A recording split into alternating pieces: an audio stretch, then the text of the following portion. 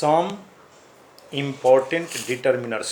Dear students, पिछले class में मैं आप लोगों को डिटर्मिनर्स के काइंड्स को समझाया था, जिसमें आप लोगों को आर्टिकल्स के रूप में, पोजेसिव एडजेक्टिव्स के रूप में, क्वांटिफायर्स के रूप में और डिस्ट्रीब्यूटिव के रूप में आप लोगों को मैं बताया था। दिस दैट दिस दो जो होता है डिस्ट्रीब्यूटिव में। अब उसके हम उम्मीद कर रहे हैं कि आप लोग किसी भी ग्रामर के बुक से कुछ इम्पोर्टेंट डिटर्मिनर्स अवश्य देखेंगे, सेल्फ स्टडी करेंगे। और यहाँ पर मैं आप लोगों को कुछ डिटर्मिनर्स, जो इम्पोर्टेंट डिटर्मिनर्स हैं, उनको मैं बताने का प्रयास तुम लोगों को कर रहा हूँ। जैसे यहाँ पर फर्स्ट में दिया हुआ है सम और एनी। सबसे पहले हम लोगों को ये समझना होगा कि सम का प्रयोग कब करते हैं, एनी का प्रयोग कब करते हैं। पर इसका सामान्य तौर पर सम का प्रयोग हम लोग कुछ के श्रेणी में काउंटेबल, अनकाउंटेबल दोनों के साथ प्रयोग किया जाता है। इसका हमको मुख्य रूप से ध्यान देना है। एनी का प्रयोग हम लोग हमेशा या तो निगेटिव सेंटेंस में करते हैं और इंट्रोगेटिव सेंटेंस में। इसका प्रयोग हम लोग हमेशा निगेटिव सेंटेंस और इंट्रोगेटिव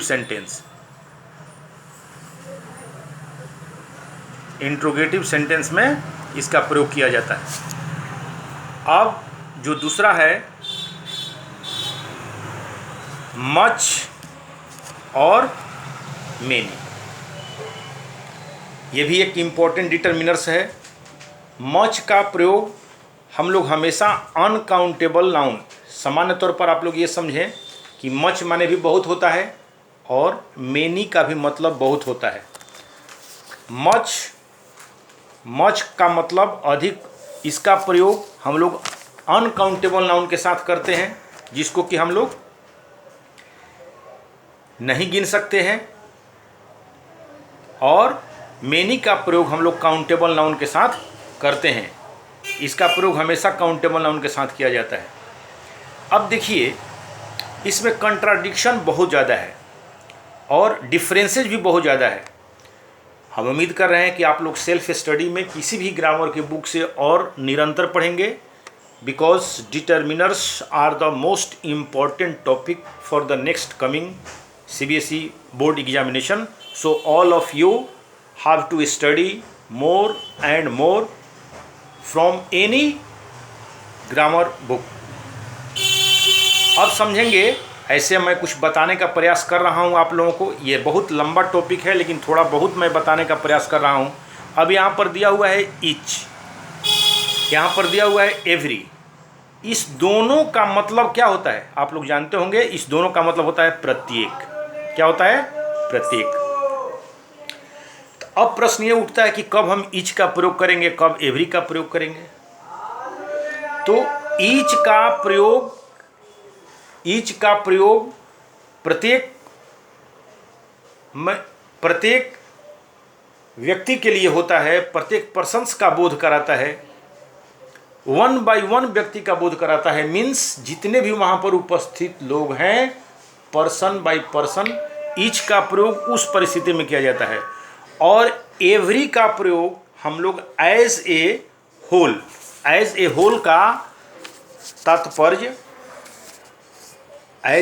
का तात्पर्य एक समूह के रूप में, एक साथ व्यक्तियों और वस्तुओं में बहुत सारे लोगों का बोध होता है, वहाँ पर हम लोग एवरी का प्रयोग कर सकते हैं। लेकिन जैसे ही ईच का प्रयोग होगा, मतलब कि कोई व्यक्ति छूटेगा नहीं और उसको ग्रुप में हम ईच का प्रयोग नहीं कर सकते हैं। ईच भी यहाँ पर दे रखा है। ईच का मतलब आप लोग समझेंगे कि ईच से छोटे छोटे समूह का भाव व्यक्त होता है, जबकि एवरी से, अभी मैं आप लोगों को बताया कि ग्रुप यानी बड़े से, एवरी का प्रयोग बड़े ग्रुप यानी समूह का भाव व्यक्त होता है, लेकिन इससे पर्सनली यानी पर्सन का भाव व्यक्त होता है। जो बात आप कर रहे हैं प्रत्येक, सबसे इम्पोर्टेंट चीज़ यही है, ये बात यहाँ इम्पोर्टेंट यही है कि यहाँ पर आप हमेशा लिखेंगे, इसका प्रयोग हम लोग हमेशा छोटे ग्रुप के साथ करते हैं और इसका प्रयोग हमेशा बड़े ग्रुप के साथ किया जाता है, बड़े ग्रुप के साथ किया जाता है। और इस तरह से बहुत सारे डिटर्मिनर्स हम लोगों को मिलते हैं। जैसे 4 नंबर पर हम चर्चा कर सकते हैं ऑल और बोथ का। ऑल मान लीजिए कि है और बोथ, तो ऐसे ही क्लियर हो रहा है कि ऑल का प्रयोग, ऑल के प्रयोग से जैसे ही प्रयोग किया जाता है तो मतलब ही होता है सब या सच्चा। ऑल का मतलब क्या होता है? सब कह लीजिए या समूचा कह लीजिए, एज ए होल के अर्थ में ऑल का प्रयोग किया जाता है। इससे हम लोग संख्या और या मात्रा, संख्या और मात्रा मीन्स क्वांटिटी, यानी दोनों के भाव को व्यक्त करने के लिए करते हैं। इसका प्रयोग काउंटेबल और अनकाउंटेबल दोनों नाउन के लिए किया जाता है। इसका प्रयोग हम लोग काउंटेबल और अनकाउंटेबल दोनों नाउन के लिए कर सकते हैं। इसके बाद ऑल का और सारा है, यानी नाउन प्लूरल होता है और साथ ही अनकाउंटेबल नाउन के साथ भी इसका प्रयोग हम लोग कर सकते हैं, जैसा कि अभी आप लोगों को ऊपर में बताया गया। अब बोथ की ओर अब हम चलें। बोथ का प्रयोग दो के अर्थ को व्यक्त करने के लिए किया जाता है, जैसे कि अभी आप लोगों को बताया कि इसका प्रयोग ऑल के लिए किया जाता है, लेकिन इसका प्रयोग संभवतः दो के अर्थ को व्यक्त करने के लिए, दो के अर्थ को व्यक्त करने के लिए, दो के अर्थ को व्यक्त करने के लिए किया जाता है। कह रहा है कि बोथ के बाद द, जैसे ये वर्ड है, इसके बाद से जैसे बोथ द का प्रयोग होता है, माई, दीज, दोज इत्यादि का प्रयोग किया जाता है। जिससे क्या होता है, both the persons, both the those students, इस तरह से प्रयोग किया जाता है। बोथ द के बाद प्लूरल नाउन का प्रयोग हमेशा किया जाता है, जैसे बोथ द स्टूडेंट्स।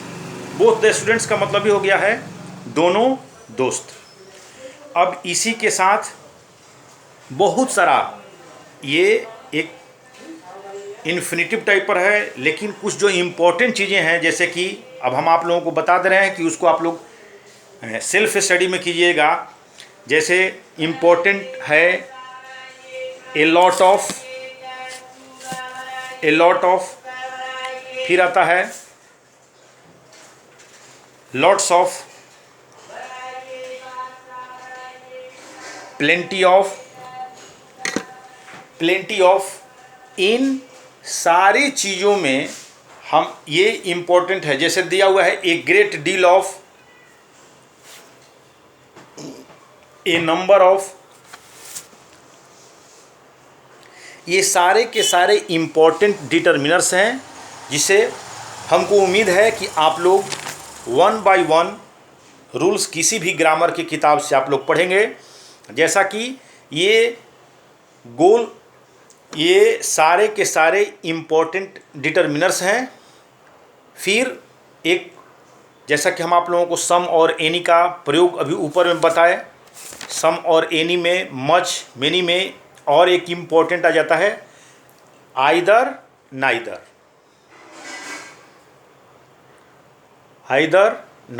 आइदर का मतलब या तो, और नाइदर का मतलब होता है न तो। आइदर का तात्पर्य दोनों में से कोई एक हो सकता है। आइदर का मतलब कि दो में से कोई एक। नाइदर का मतलब होता है आप अर्थ समझ सकते हैं कि आइदर का मतलब अभी क्या बताया गया है, एक, और नाइदर का मतलब होता है दोनों में से कोई नहीं, दोनों में से कोई नहीं। नाइदर के प्रयोग से के साथ हमेशा सिंगुलर नाउन का प्रयोग किया जाता है, एक एग्जाम्पल से हम लोग समझ सकते हैं, neither of the road goes to the railway station.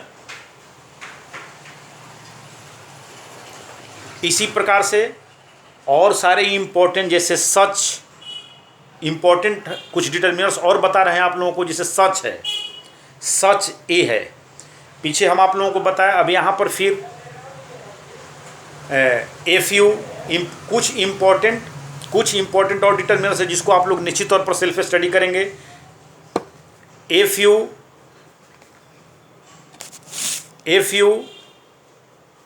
A little,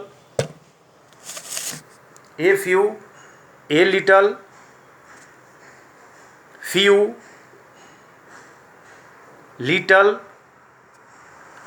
the few, the little, ये सब इम्पोर्टेंट टॉपिक्स हैं। मैं आशा करता हूं कि आप लोग सेल्फ स्टडी करेंगे। अगर कोई प्रॉब्लम हो तो आप लोग मैसेज अवश्य करेंगे। धन्यवाद।